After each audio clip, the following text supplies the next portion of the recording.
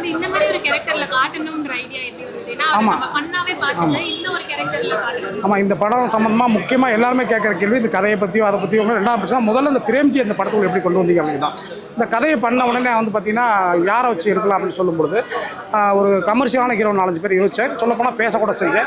But அப்புறம் மறுபடியும் யோசிக்கும் பொழுது பார்த்தீங்கன்னா இந்த கதை கமர்ஷியலான ஹீரோ பண்ணும்போது ஒரு வழக்கமான 10ஓட 11 படம் மாறிட வாய்ப்பு இருக்குது. ஸோ இது வந்து கவனிக்கப்படணும் அப்படிங்கிறதுனால வேறு ஒரு விஷயத்தை நம்ம யோசிக்கணும் அப்படின்னு சொல்லி பிரேம்ஜியை நான் யோசித்தேன். பிரேம்ஜி பார்த்தீங்கன்னா நிறைய காமெடி, ஒரு சேஷ்டையான ஆர்டிஸ்ட்டு.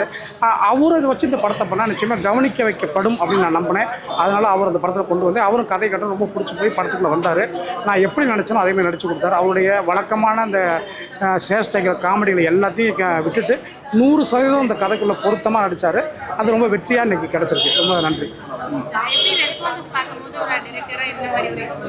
உண்மையிலுமே ரெஸ்பான்ஸ் நல்லா தான் இருக்குது. இந்த மாதிரி படங்களுக்கு கொஞ்சம் முன்னப்பட கூட ரெஸ்பான்ஸ் சமயத்தில் இருக்கலாம். அதை நம்ம வந்து காதில் வாங்கிக்க தேவைன்னா நல்ல படைப்புகள் போய் சேர்றதுக்கு கொஞ்சம் தாமதமாக கூட ஆகலாம். ஆனால் நம்ம நல்ல படைப்பு நல்ல படம் எடுத்திருக்கோம்.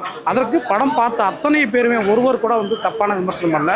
நிச்சயமாக நல்ல படத்தை எடுத்துறீங்க, இன்றைக்கி தேவையான படம்னு சொல்லிட்டு பத்திரிகையிலையும் டிவிலையும் உங்களை மாதிரி மீடியாக்கள்லையும் படத்துக்கு பெரிய சப்போர்ட் பண்ணுறாங்க. நிச்சயமாக அந்த படம் ஒரு மாபெரும் வெற்றி படம் தான். அதில் எந்த வித மாற்றத்துக்கு கருத்து கிடையாது. பொருளாதார ரீதியாக முன்ன இருந்தால் கூட இந்த படம் படைப்பு ரீதியாகவும் விமர்சன ரீதியாகவும் மிகப்பெரிய வெற்றி படமாக நான் கருதுகிறேன்.